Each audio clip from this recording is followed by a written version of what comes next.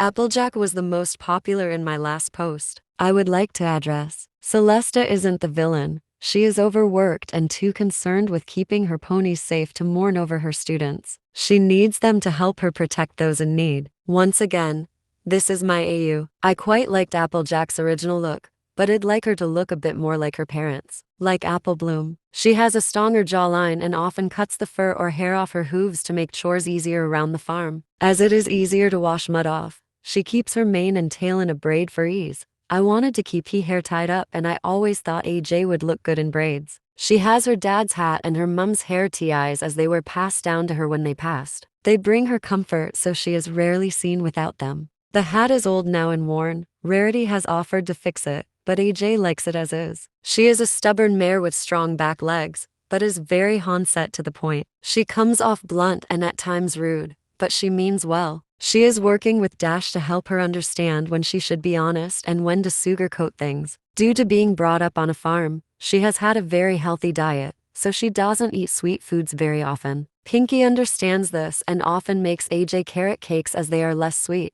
as AJ can only stomach 1 or 2 sweet treats every few days. She wants Apple Bloom to look up to her, as she wants to set her younger sister a geode role model of a strong mare that can do anything she puts her mind to. As AJ is happy to try anything as she is rather competitive. Most of the Apple family were homeschooled, but due to AJ taking on most of the farm course, they were able to send Apple Bloom to the local school. She doesn't mind taking on more work if it means her sister can learn and open new doors that was closed to her. She had to help out more when her parents passed, as Granny Smith couldn't manage the farm herself. Due to all of the physical work, AJ is often hungry, earning her the unfortunate nickname Bottomless Pit from the ponies in town as she eats enough for a full-grown stallion in one sitting. This leads to most restaurants and cafes refuse to serve her, saying she'll eat them out of business. This lead her to staying on the farm longer. Until Twilight entered town, she was dragged along by her friends to keep an eye on the new mare. From here it follows the storyline of the first episode. I like the idea of her having freckles, but the white ones she has weren't visible, so I darkened them but kept her dad's eyes and he cutie marked the same.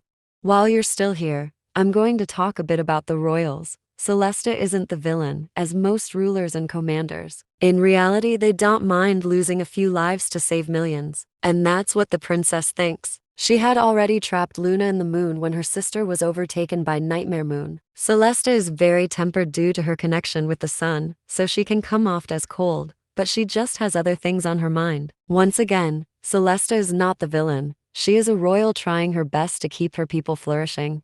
Who next?